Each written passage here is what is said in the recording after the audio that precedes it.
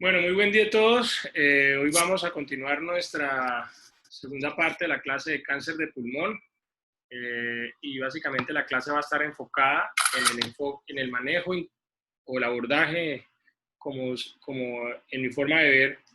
Quiero dejarles un mensaje sobre el nódulo pulmonar solitario.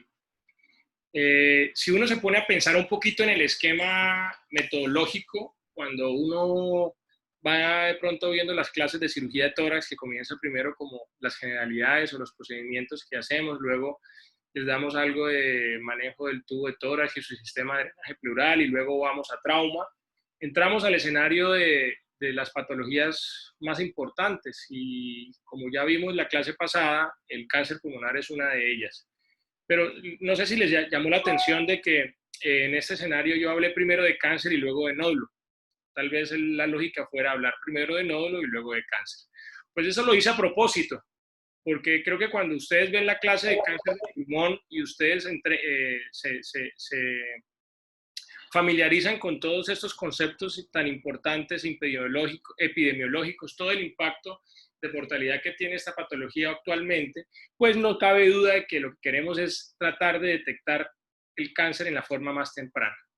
Y ese es el principal mensaje que quiero dejarles hoy, que ustedes puedan diagnosticar tempranamente el cáncer. ¿Y cómo se diagnostica tempranamente el cáncer? En lo posible, con la detección del nódulo pulmonar solitario. Y ese es el mensaje que les quiero comentar.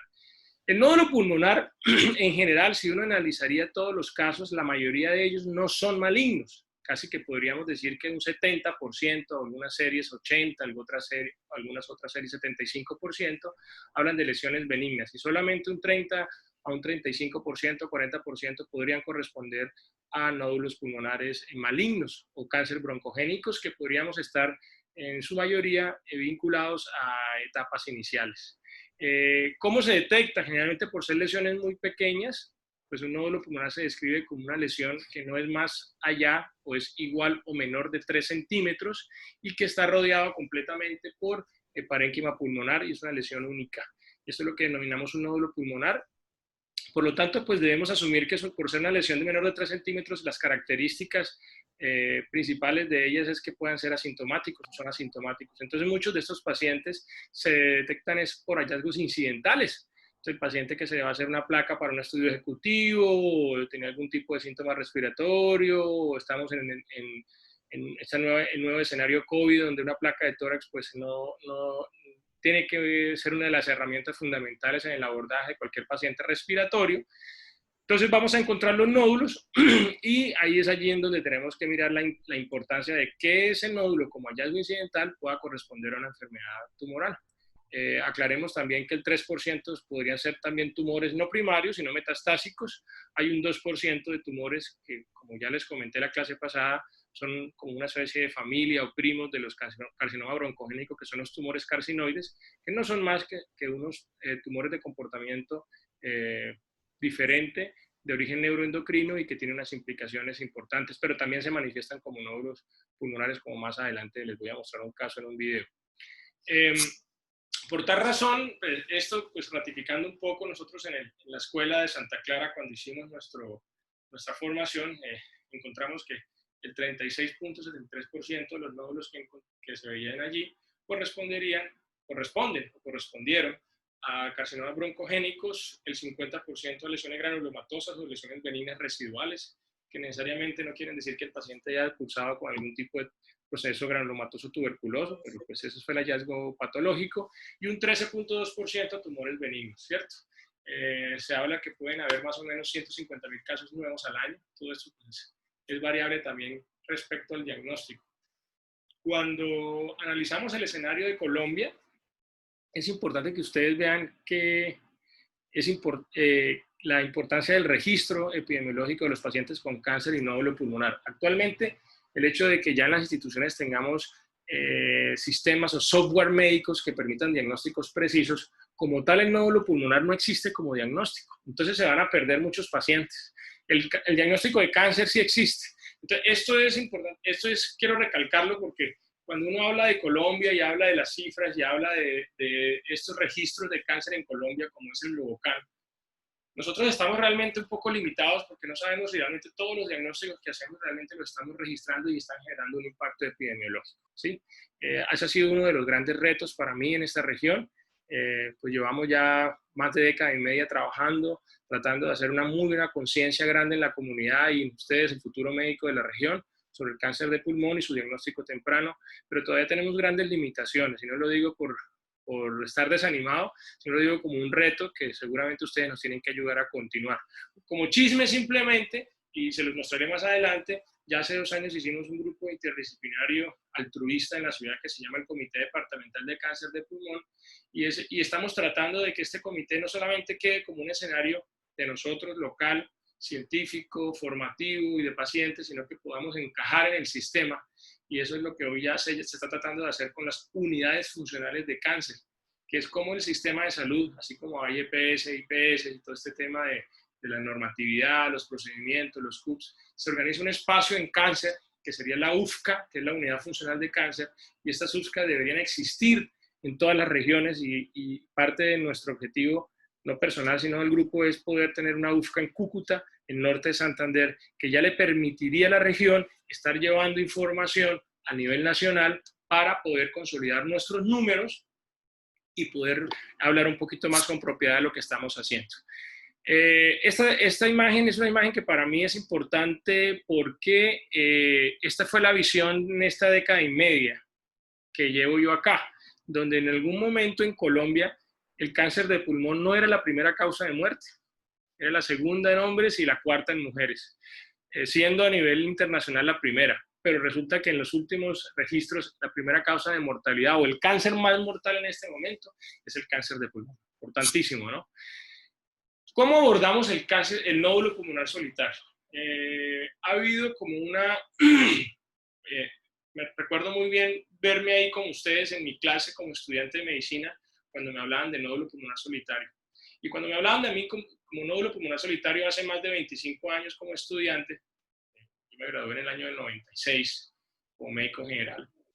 Entonces sacan cálculos más o menos, creo que son 24, 25 años de estar ahí sentado como ustedes. Se manejaba el concepto de que uno tenía que clasificar los nódulos o en benignos, o en malignos, o indeterminados. Y esto era como el abordaje inicial. Creo que es importante hablarlo, porque desde aquí es donde nace el escenario posterior. Entonces, ¿qué era un nódulo maligno? ¿Cómo se consideraba un nódulo maligno? El nódulo maligno era aquel paciente que tenía un cáncer broncogénico, un tumor, una enfermedad metastásica, ¿cierto?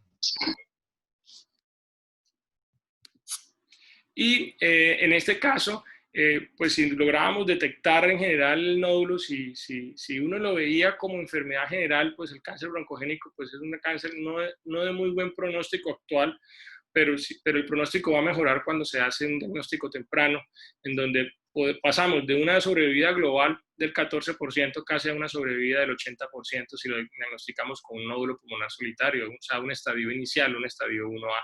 Entonces sí impacta poder detectarlo, poder cambiar el pronóstico de estos pacientes. Recuerden que cuando uno habla de sobrevida a 5 años no es lo que uno tiene que decir al paciente, le queda de vida tanto. La sobrevida para mí es simplemente un medidor de severidad de las enfermedades que manejamos nosotros. Aquí tenemos varias imágenes. Este, por ejemplo, es una macroscopía de un nódulo pulmonar solitario, en este caso benigno, capsulado, con casium en su interior, que correspondería a un granuloma tuberculoso.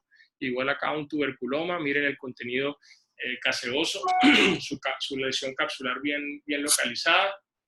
Pero mientras tanto, miren esta lesión, que es una lesión necrotizante, cavitada en su interior y con especulaciones que lo que nos hace pensar es que efectivamente no es una lesión benigna, corresponde a un adenocarcinoma, ¿cierto? Aquí también tenemos otra lesión, cómo cambian sus densidades, cómo se infiltra en el parénquima, corresponde a un adenocarcinoma, y microscópicamente podemos ver que este adeno es una lesión infiltrante a nivel del tejido celular pulmonar. Bueno, desde el punto de vista imagenológico, pues vemos exactamente cómo estos nódulos malignos, en el caso de los adenos, pues hacen una forma como de estrella, como de especulaciones que muchas veces se van hacia la pleura parietal. Y esta es una imagen macroscópica de un tumor carcinoide que, como pueden ver, no asemeja al adenocarcinoma, pero no deja de ser una lesión que tiene características no muy santas, es decir, su densidad cambia, tiene algunas micro hemorragias en su interior y puede tener nódulos satélites adyacentes. Y una metástasis pulmonar, pues como ya pueden ver, dependiendo del origen que llevó a esta lesión al pulmón, pues va a tener características histológicas similares en un pulmón que, si es sano, este tejido pues no es normal. Aquí tenemos alguna imagen tomográfica de una metástasis, un adenocarcinoma con esas extensiones hacia la pleura que se llaman colas pleurales y su comportamiento irregular. Entonces, haciendo una pausa general, pues creo que en estos primeros minutos de la clase les he dejado claro bien la definición que es un nódulo pulmonar, lesión única, lesión de 3 centímetros rodeada por parénquima, y que esta lesión como tal hay que tenerle mucho valor, aunque las estadísticas hablan de que en su mayoría son benignas, pues la detección de ellas y el adecuado abordaje diagnóstico pues nos va a permitir diagnosticar ese 30-35% de los nódulos que pueden ser cánceres, y si lo hacemos corresponderían a estados iniciales donde las sobrevidas van a cambiar como severidad entre un 10 a un 15% a un 80-90% de sobrevida. O sea, podríamos decir casi que podríamos intentar curar estos pacientes. Entonces, muy bien. Entonces, ¿cómo abordamos? Pues muchas veces sabemos que estos pacientes son asintomáticos.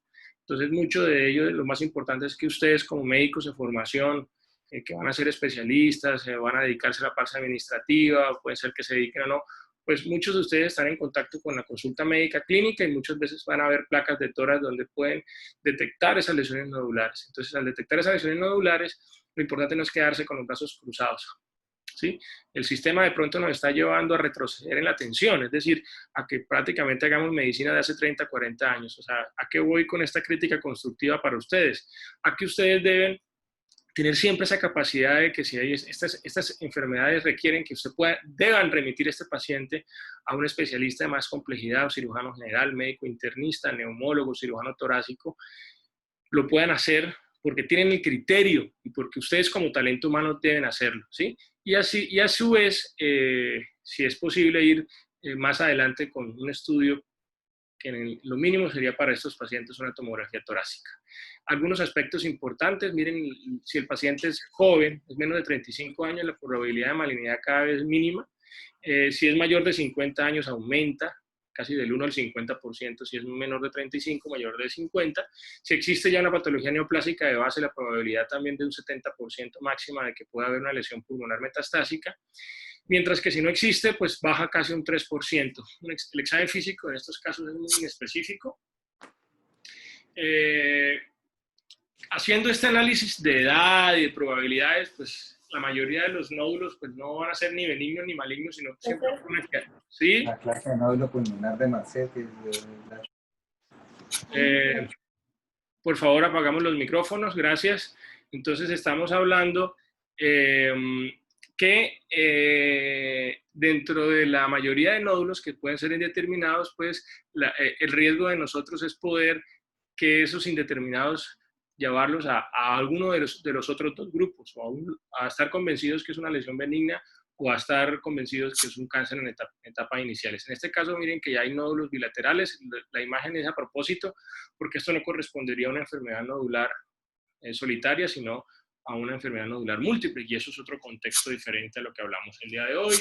Entonces el paciente, pues usted le hace una historia clínica, le detecta generalmente una placa de tórax la probabilidad del nódulo, entonces usted pasa a hacer una tomografía. La tomografía tiene una importancia muy clara, y es que nos permite mirar el nódulo, su tamaño, sus características, nos permite ver si existe, y en lo posible debería ser la probabilidad de que si hay imágenes que nos puedan hacer un comparativo, y eso lo vamos a ver ahora, porque si tenemos un paciente que tiene imágenes en donde esa lesión ha estado estable por lo menos durante 2 años y la lesión es sólida, o 3 años y la lesión es subsólida, pues uno ya tendría una alta probabilidad de considerarlo benigno, ¿cierto?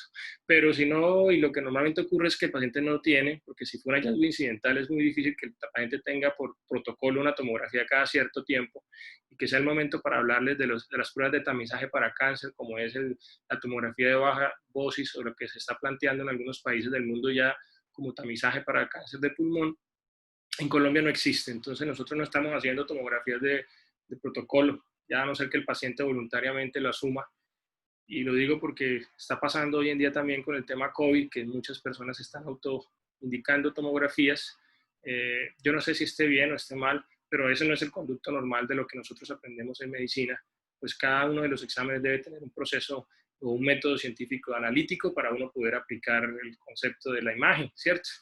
En todo caso, tener una lesión sospechosa pues implica hacer su tomografía, mirar su tamaño, mirar la localización, mirar las características, mirar si es especulado o no, si tiene calcificaciones, medir la densidad. Existe un protocolo para que ese contenido del nódulo lo podamos medir y saber en unidades, eso se llaman unidades Hounsfield, que son unas unidades que miden la densidad y van en un rango entre agua, grasa, hasta calcio.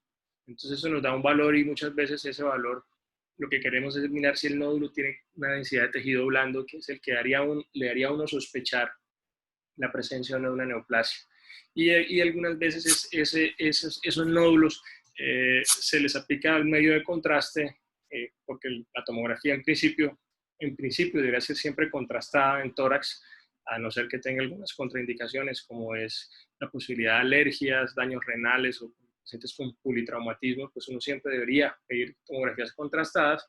Nos permitiría mirar esa densidad, y esa densidad, como logramos ver acá, esa lesión se mide con una medición de 40 unidades Hounsfield que da para tejidos blandos, pero cuando se le aplica el medio de contraste, esta lesión sube esa densidad casi a 138 unidades Hounsfield, lo cual nos hace pensar que si aumenta más de 20 unidades Hounsfield con el contraste, también le da una alta probabilidad de que pueda estar relacionada con neoplasia. Entonces miren todos los elementos o todas las variables que se analizan en una tomografía, aparte del aspecto clínico. Porque la edad, estamos de acuerdo, el antecedente o no de cáncer, estamos de acuerdo, el fumar o no fumar, el índice tabáquico es muy importante, pero hasta ahí nos llegaría la parte de historia clínica y nos tocaría ir un poco más allá al análisis imagenológico. Y aquí no es que pese más, sino son todas esas variables, como vamos a ver más adelante, se pueden reunir en algunos esquemas que nos ayudan a buscar o a aclarar la probabilidad de malignidad de estos nódulos. Entonces, aquí claramente pues hacemos el análisis, miren en estos casos cómo están las colas pleurales, miren en la imagen de arriba cómo se mete un bronquio dentro de la lesión, el signo del bronquio, la irregularidad, miren aquí claramente el signo del bronquio también, que es muy sugestivo de malignidad. Y esos pacientes, pues, una vez hacemos la historia clínica de la placa, una vez hacemos la tomografía, tenemos hallazgos epidemiológicos, tenemos hallazgos imagenológicos, podemos también complementarlo con otros estudios como la tomografía con emisión de positrones, que es una técnica que combina tomografía imagenológica con medicina nuclear, con la captación del 2-fluor-18-fluoro-2 de glucosa, con una sensibilidad de especificidad que va entre el 95% de sensibilidad y especificidad del 85%, y lo que se quiere es aumentar la captación de glucosa por las células malignas. En este momento en Cúcuta no tenemos el equipo, esperemos que pronto llegue el equipo a la ciudad, pero sabemos que en la ciudad, en Colombia se está haciendo, nosotros casi que ya hace algunos años para acá estamos en los pacientes que tienen indicación protocolizando la solicitud, y los pacientes van a ciudades como Bucaramanga, Bogotá y Medellín, y nos llegan con los resultados de sus PET, que son importantísimos en la toma de decisiones. Esto ya se está volviendo para nosotros algo muy cotidiano, y como digo, esperamos que pronto llegue a la ciudad. ¿Qué falsos negativos nos puede dar un PET? Porque el PET, pues como tal, es una imagen que tiene una sensibilidad y especificidad, pero no confirma el diagnóstico. Entonces, por eso muchas veces el tener un PET scan positivo tampoco indica cómo dar tratamiento si no tenemos la histopatología de la lesión. Y eso es importante que lo tengan claro. Entonces, los falsos positivos que podemos encontrar en un PET pueden incluir lesiones menores de 1 centímetro, metástasis de células de bajo metabolismo, carcinomas broncóleo-alveolares, que es una variedad de los adenocarcinomas o considerados hoy de componente lipídico, neoplasias de bajo grado o tumores carcinoides. Y falsos positivos, pueden infección o procesos inflamatorios, tuberculosis, pueden dar PET positivos y ser realmente un proceso inflamatorio. Entonces, es simplemente para que ustedes miren el contexto de falso positivo y falso negativo, y es importante que lo tengamos claro, pues, porque el PET scan no nos va a permitir hacer diagnósticos. ¿Qué nos permite el PET? pues nos permite ser un poco más preciso, nos permite disminuir cirugía diagnóstica si tenemos la posibilidad de no hacerlo hasta en un 20% y nos permite ser un poco más rigurosos en el proceso diagnóstico. Yo creo que es importante considerarlo. Había, pues al principio por la disponibilidad, pues siempre se limitó, pero a medida que la tecnología diagnóstica del PET está cada vez más cerca, pues tenemos que contar con ello, ¿no? Aquí tenemos algunas imágenes, el PET también ha ido evolucionando las características de estas imágenes monocromáticas que se veían con la captación, ¿sí? Y como posteriormente fueron migrando a imágenes ya un poco más cromáticas con colores. La broncoscopia del nódulo pues tiene un papel diagnóstico. Creemos que la broncoscopia es indispensable en el estudio del cáncer de pulmón. Recuérdense que en la estadificación de cáncer, uno de los aspectos a considerar en el T, que es el tumor, su tamaño, su localización, está la broncoscopia. Entonces, todo paciente, en principio, para mí, que debe ser estudiado y estadificado, debe tener una broncoscopia. Por eso nosotros casi que en todas las cirugías torácicas incluimos broncoscopias, no por facturación, sino porque creemos que todas las patologías torácicas quirúrgicas requieren estudios de la vía aérea para dar seguridad de anestesia, para descartar lesiones bronquiales, para procesos infecciosos tomar muestras, para trauma y hemoptisis estudiarlo. Entonces, siempre lo complementamos. En el caso de los nódulos pulmonares, la utilidad es muy baja realmente porque muchos de estos nódulos no están muy en relación con la vía aérea. Tiene que ver mucho también con que sea un tamaño mayor. Como se puede ver aquí, si son más de 2 centímetros, su utilidad puede subir, y si son menos de 2 centímetros, su utilidad puede bajar. Y van a tener relación específica de cómo está ese bronquio con relación a la lesión. Pues si por una razón llegamos al nódulo a través del bronquio, pues sería ideal porque podemos biopsiarlo, pero muchas veces está alrededor o está comprimiendo, entonces no es fácil. Recuerden que la broncoscopia hoy en día también ha tenido un desarrollo y hoy en día en Colombia y en el mundo tenemos el EBUS, que es la ultrasonografía broncoscópica, que permite el estudio de estas lesiones adyacentes a los bronquios y puede hacerse a través de esa eco dirigida por el broncoscopio o ultrasonografía dirigida por el broncoscopio, acceder a esas lesiones peribronquiales y poder tomar biopsias y muestras diagnósticas. Entonces, ese sería como el aspecto a considerar. Recordar siempre que hay que tener mucho cuidado con las lesiones vasculares, con los bleps, con las alteraciones de coagulación, con estas situaciones que pueden hacer que la broncoscopia se pueda complicar. También tenemos la posibilidad de una biopsia guiada por radiología, puede ser por aguja fina, por aguja gruesa, donde pues tienen muy buena sensibilidad porque tomaríamos el diagnóstico de la lesión. Y estas aspiraciones fueron muy exitosas. Siempre consideramos que el trabajo del radiólogo intervencionista y el cirujano torácico dentro de un equipo son complementarios, ¿no? Pueden haber lesiones no fácilmente asequibles por cirugía y sí por imágenes o al revés. Siempre le damos la oportunidad de lo menos invasivo al paciente, que sería una biopsia dirigida por radiología. Pero muchas veces el radiólogo también se llena de razones para contraindicarla y en equipo decidimos entonces llevarlo a una cirugía. ¿Qué les puedo decir como reflexión a nivel del cáncer de pulmón? No es solo hacer el diagnóstico, no es solo, no sé si me hago entender, uno está en un camino del estudio del cáncer como hicimos en la clase pasada, entonces uno va a hacer si tiene clínica o no, pues uno lo sospecha, tiene una imagen básica, una tomografía, puede complementar el estudio con radiografías, con un PET, pero ya hay que entrar a hacer el diagnóstico histopatológico, entonces uno tiene que determinar cuál es la mejor forma. Algunas veces estos pacientes tienen algunos hallazgos en mediastino, ganglios. Son muy importantes esos ganglios para poder no solamente diagnosticar, sino estadificar. Entonces eso también nos lleva a que escojamos algún método, en este caso sería un método más avanzado, como sería la cirugía, porque no solamente nos permite la biopsia, sino nos permite la estadificación. Simplemente es una información importante y eso siempre lo sopesamos con radiología intervencionista. Ahora, si la lesión es una lesión nodular única, no hay ningún hallazgo en mediastino, pues lo que hay que buscar solo es la lesión para el diagnóstico y es allí en donde la radiología intervencionista tiene su campo absolutamente claro. Entonces ese nódulo, que es un nódulo que es estable porque ya tenemos imágenes previas, que está completamente calcificado, que es joven, que no ha fumado, pues es una lesión que posiblemente tiene alta probabilidad de ser benigna o considerarlo un nódulo benigno. Esa es una lesión que pues se considera, no se debe operar, no se debe intervenir en principio y se le debe hacer un seguimiento.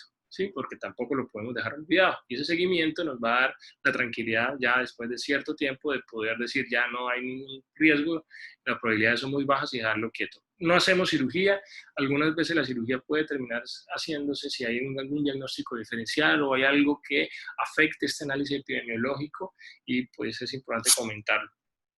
Mientras que ya hay pacientes que son mayores, fumadores, tienen ya la biopsia por radiología positiva, entonces pues esto ya consideraríamos un nódulo maligno y ya entraría dentro de todo el proceso que yo les expliqué en la clase pasada de cáncer de pulmón. ¿Sí?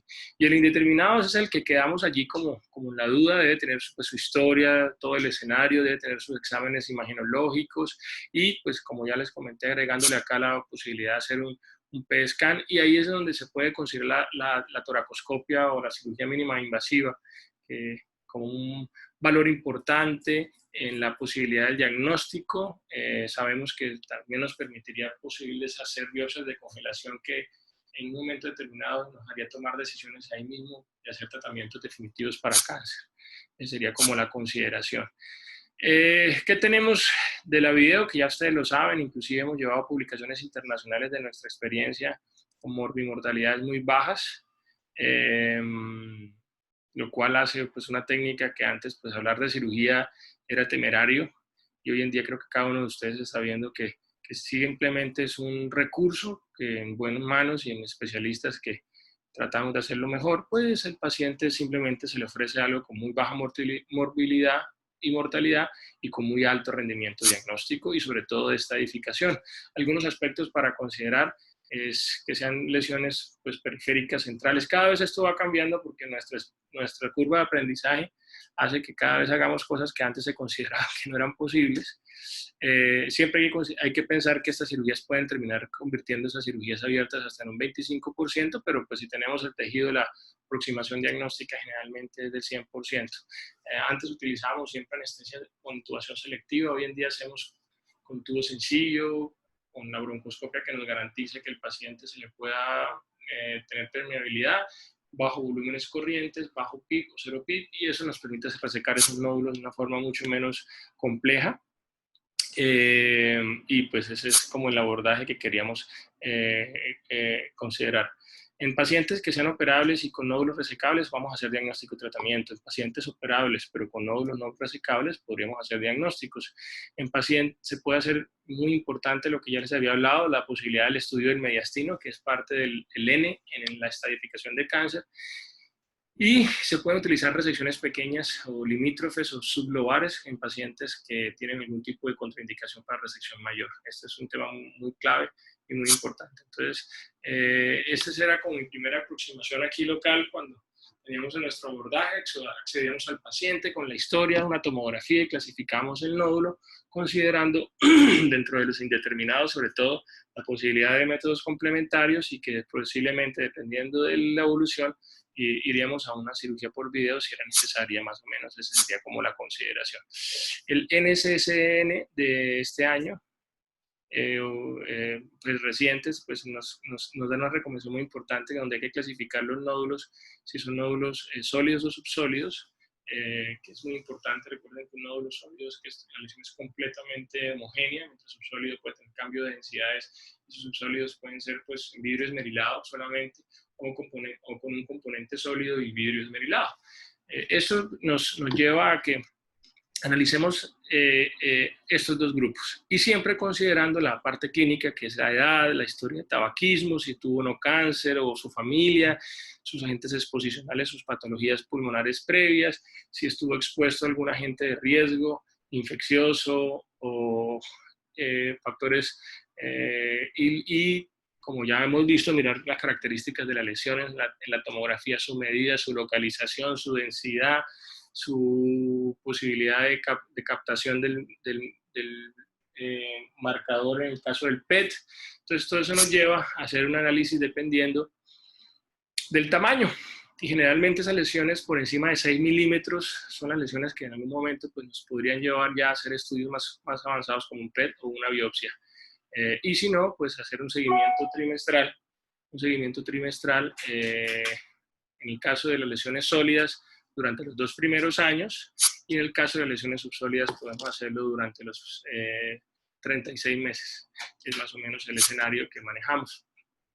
Y entendiendo que, como ya vieron, pues hay recomendaciones, vuelvo y les repito, recomendaciones que se van desde la historia clínica, los antecedentes, los hallazgos de la lesión, las características en las imágenes, y eso pues también podemos aplicarlo a una serie de fórmulas matemáticas donde nos calculan los riesgos de probabilidad. Yo utilizo mucho esta escala que se llama análisis bayesiano del nódulo pulmonar.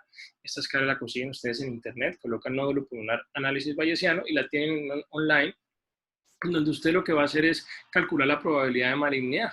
Entonces ahí le mira la edad, si fumó, si tuvo hemoptisis, si tuvo algún tumor previo, el tamaño, la ubicación, los bordes, si ha crecido, la cantidad o el espesor de la cavitación si la tiene, si tiene calcificaciones. Recuerden que las calcificaciones pues en principio fueron interpretadas como benignidad, pero hay calcificaciones centrales o periféricas en maíz pida que pueden hacer sospechar también que estemos ante una enfermedad tumoral, no siempre indican benignidad, ¿sí? Y bajo ese escenario uno puede calcular la probabilidad de malignidad y ese cálculo podríamos considerarlo por encima, si la probabilidad está por encima del 50%, algunos hablan por encima del 60%, sí tendríamos indicación de pronto como cirujanos de ir a una resección diagnóstica porque ese es el paciente que nos está indicando que puede ser una lesión tumoral. O un abordaje un poco menos invasivo en principio, si no hay compromiso del mediastino, como es una biopsia guiada por radiología.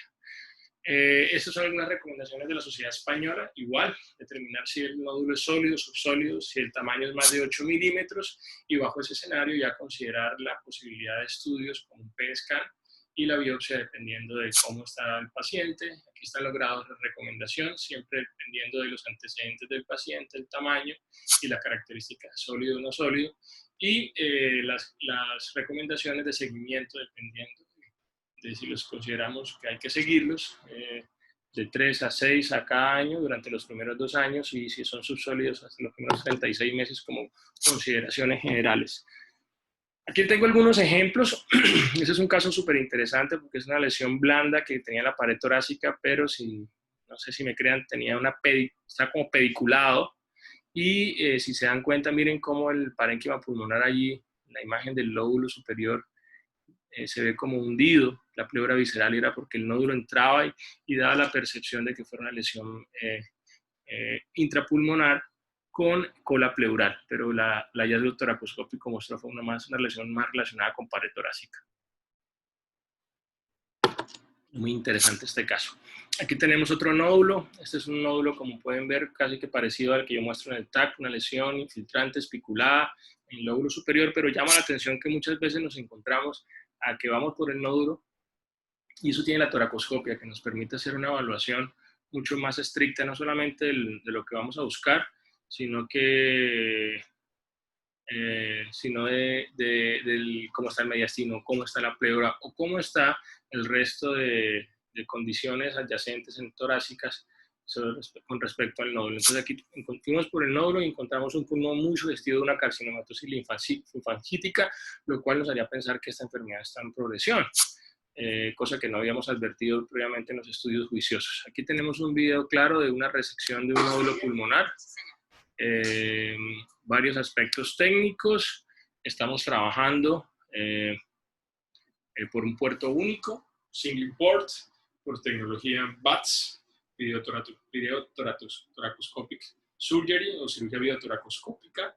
Utilizamos una sola incisión donde manejamos básicamente una técnica de paralelismo. Los instrumentos van en vertical, es pura comportamiento geométrico, y como pueden ver tenemos casi 3 instrumentos dentro del tórax. Ahí estamos haciendo la resección del nódulo con sutura mecánica. Estas suturas, materiales de resección pulmonar por video son tecnologías que cada vez van avanzando más para cortar, sellar y al mismo tiempo poder inclusive hacer movimientos intratorácicos, ya que la pared torácica o la cavidad torácica es rígida. Entonces podemos hacer esas angulaciones. Siempre damos una espera para que el tejido se deshidrate y salga el aire, y una vez esto ocurre podamos hacer la resección de la lesión. Entonces ahí van a ver ustedes la resección en cuña de esta lesión.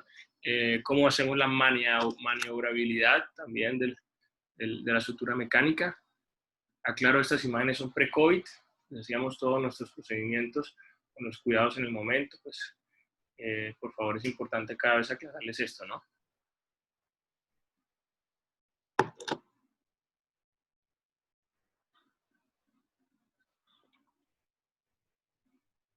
Aquí estamos tratando de hacer la última resección, ya hemos utilizado 2 recargas, esa sería la tercera, y ahí pues está el nódulo incluido con bordes de resección libres para el diagnóstico y estadificación de nuestro cáncer de pulmón. Aprovecho y pregunto porque a veces se queda uno hablando solo, ¿se está oyendo bien y se está viendo bien? Sí, señor. Perfecto. Sí, señor. Bueno. Entonces ahí completamos la línea de resección, hacemos el sellamiento, cerramos la sutura, contamos 15 segundos para que haya deshidratación del tejido y al mismo tiempo isquemia, o sea, presionamos el tejido para que salga el aire, el líquido de la sangre, y eso nos permite un adecuado desplazamiento de las grapas y posteriormente el corte, que hace lo menos traumático el parénquima. Y esa lesión, después que resecamos, pues nosotros verificamos que esté incluido el nódulo ahí, que tengamos un buen margen de resección. En este caso, pues, es importante. Bueno, este caso también es muy interesante. Por ejemplo, este fue un tumor carcinoide, sino no también es una lesión nodular que está ahí como en la cisura. Entonces, identificamos la lesión, ya teníamos previamente medida. Y cuando entramos a la cisura, pues encontramos que está sobre ahí adyacente, muy bien localizada, muy bien delimitada. Íbamos a un procedimiento diagnóstico, una lesión central, donde no era fácil resecarla en cuña. Entonces decidimos hacer una resección excisional completa de la misma y empezamos con todos los cuidados a hacerla, sin dañarla.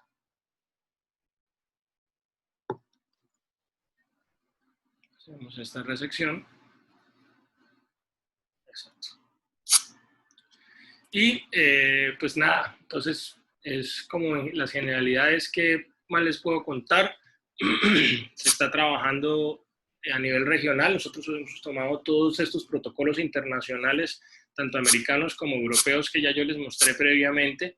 Hemos utilizado esas escalas y nosotros hemos planteado entonces a nivel local una recomendación muy sencilla, que son aquellos nódulos donde le hacemos un análisis bayesiano de probabilidad, y si es mayor del 50%, con tamaños mayores de 8 milímetros, tratamos de hacerle un estudio por PET-scan, que después, ante la positividad metabólica, hacemos biopsias percutáneas o toracoscópicas para el estudio del nódulo. Eso parece muy sencillo, parece muy complejo, pero es estar tranquilo con estas decisiones y es darle tranquilidad a ustedes que por lo menos los grupos que estamos trabajando en la región, pues somos muy juiciosos con respecto a los protocolos y ese es el mensaje que queremos transmitirles, ¿no?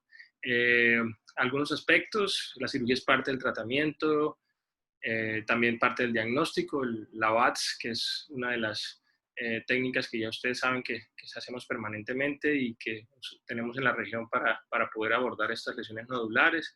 Como les digo, no siempre todas se operan, cada vez tenemos más criterios para hacer cirugías muy bien indicadas, ¿sí? Y siempre tratando de hacer el diagnóstico temprano para poder llevar al paciente a este escenario de joven a viejo, que es la propuesta de nosotros y sobre todo tenerlos en un momento en donde el paciente pueda sonreír, a pesar de que tocó llevar una toracoscopia para estadificarlo, diagnosticarlo, pues qué rico verlo sonreír porque está contento dentro de su proceso. Somos un grupo imparable, vienen muchas ideas, un tórax es una de ellas que están en proyecto. Tenemos la conformación, como ya les dije, del Comité de Cáncer. Fue creado en diciembre del 2018 en el Comité Departamental de Cáncer de Pulmón. Nos reunimos mensualmente, ya a algunos de ustedes se les ha podido compartir algunas invitaciones en las últimas reuniones, seguramente si sigue siendo virtual, estaremos pues atentos a los que quieran participar. Ahí lo que hacemos es reunirnos, revisamos temas, discutimos y presentamos casos que nos permiten pues cada vez ofrecerles los mejores conceptos y las mejores decisiones a los pacientes de cáncer pulmonar de la región. Entonces, pues eso me hace sentir muy orgulloso, me hace sentir feliz de podérselos compartir, de que eso existe, de que lo estamos haciendo y que ustedes pues se sientan también muy contentos y orgullosos de su región y de sus profesionales. Inclusive el año pasado estuvimos en un curso que pues, la Fundación Santa Fe de Bogotá vino a darnos a través de lo que es el análisis RESIST, que es el análisis imagenológico de las lesiones pulmonares, porque con los nuevos tratamientos para cáncer y las nuevas terapias se está dando mucha importancia a la respuesta en el paciente. Y esa respuesta en el paciente es la que nos va a determinar si estamos haciendo bien o no las cosas. Entonces, pues estuvimos acá, todo el comité presente, aprendimos, fueron unos talleres impresionantes y les puedo comentar que ya se está trabajando en el tema porque ya los informes de nuestros radiólogos implican si la lesión está estable, si la lesión no ha progresado o si la lesión progresó, que son aspectos importantes para nuestros oncólogos, inclusive para nosotros como cirujanos, porque si nosotros tenemos una lesión que ya está diseminada, localmente avanzada, el oncólogo hace un tratamiento, hay una muy buena respuesta, tenemos bajo los criterios RESIST que el paciente ha mejorado en todos los aspectos, pues nosotros sometemos al paciente ya a una restadificación y podemos llevar al paciente a un tratamiento quirúrgico complementario. De un paciente que antes no era quirúrgico, lo podemos hacer normalmente. Esto ha implicado, esta es una revisión rápida de que las terapias para cáncer también han ido evolucionando y todo el tema de terapia molecular, que es poder identificar marcadores en el tumor, como la mutación en GFR, la ALK, la ROS, inclusive la identificación PDL1, que permiten escoger el mejor tratamiento en estos pacientes.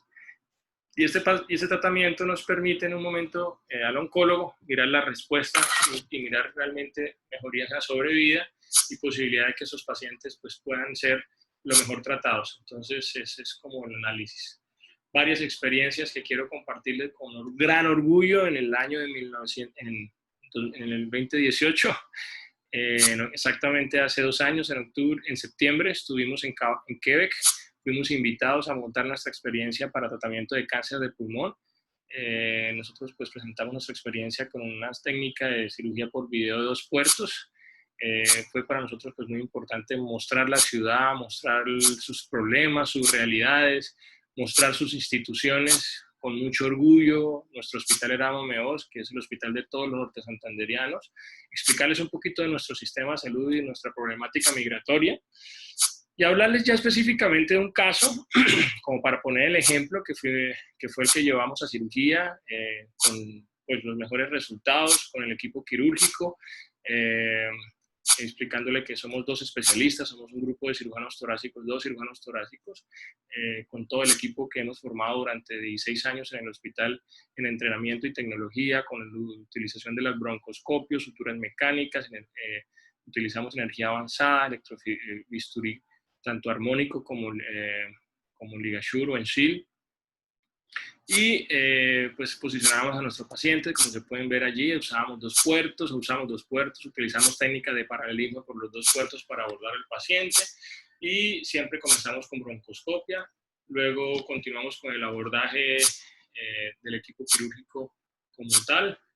Y no sé si aquí tenemos video, un poco del video de cómo lo estábamos haciendo, ese fue el video que compartimos.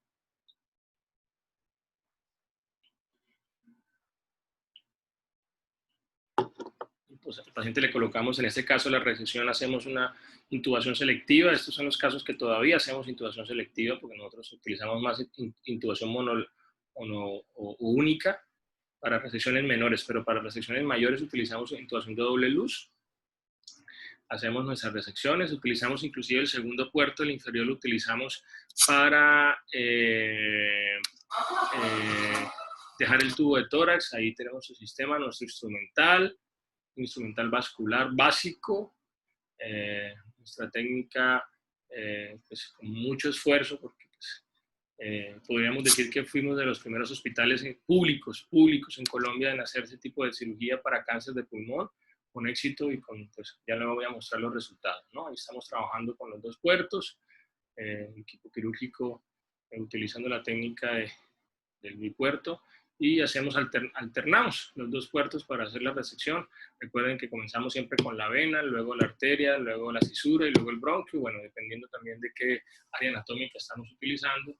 y pues estas técnicas también van variando dependiendo si es un puerto, 2 puertos, 3 puertos, pero siempre tenemos que tener la necesidad de las resecciones anatómicas en ese orden, ¿no? Ahí estamos con el doctor Vera en cirugía. Entonces ahí estamos resecando la vena y nuestra estadística mostró que el 62% de los pacientes, 64% eran de sexo masculino, la mayoría estaban entre 60 y 80 años, casi el 87%, como ocurre en todas las listas mundiales, están relacionados con el consumo de tabaco. Los pacientes tenían exposición a tabaco como factor de riesgo más importante.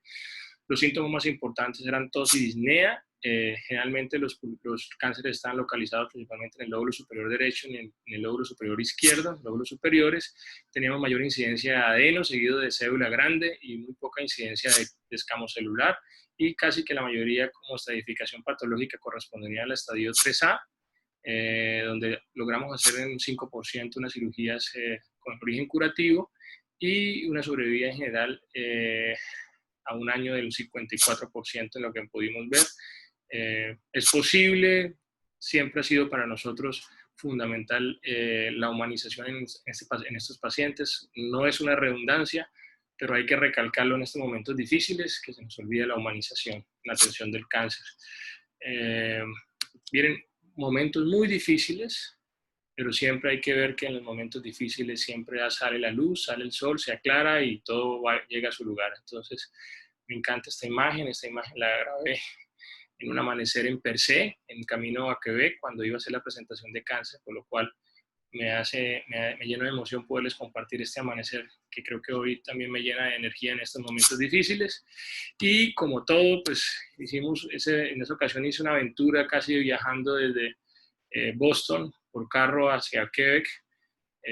Fue una aventura impresionante, conociendo, pensando, aunque no lo crean, la presentación la pensé en ese viaje, cómo le iba a hacer, cómo iba a mostrar a Cúcuta, cómo iba a mostrar nuestros resultados, qué iba a pasar. Y bueno, llegamos a un momento en donde todo tiene su tiempo, todo tiene su lugar, y llegamos al lugar correcto y bueno, ahí fue el día que logramos hacer esa presentación, mostrando nuestro hospital, mostrando nuestra región, transmitiendo, y posteriormente pues la región también nos hizo un reconocimiento con respecto a lo que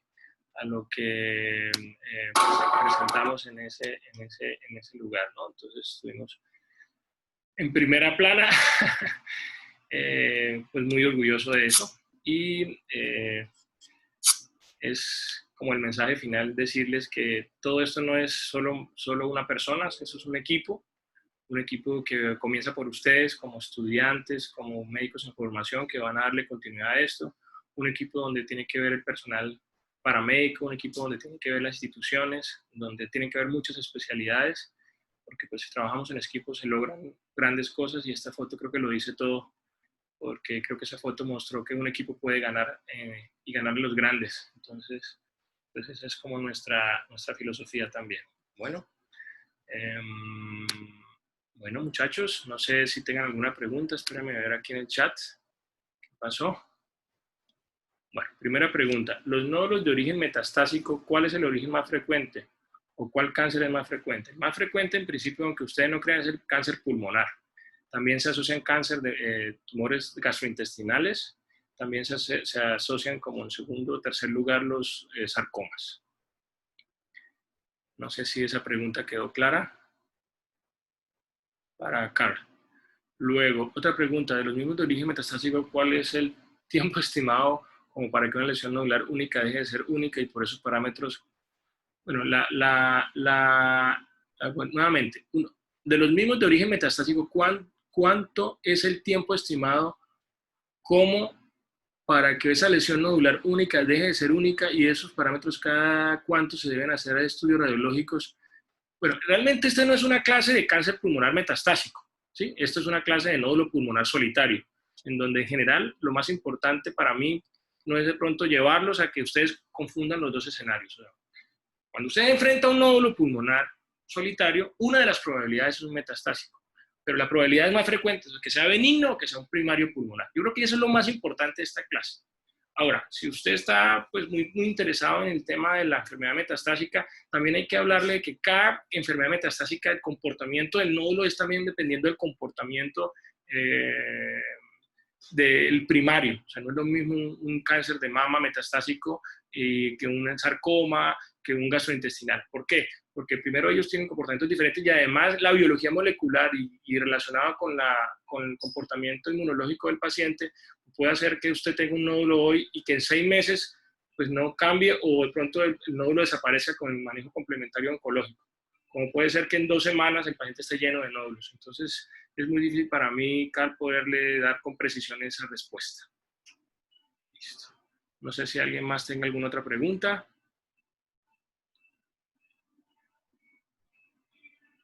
Bueno, entonces me confirman si pudieron oír bien la clase y si pudieron ver las imágenes y los videos.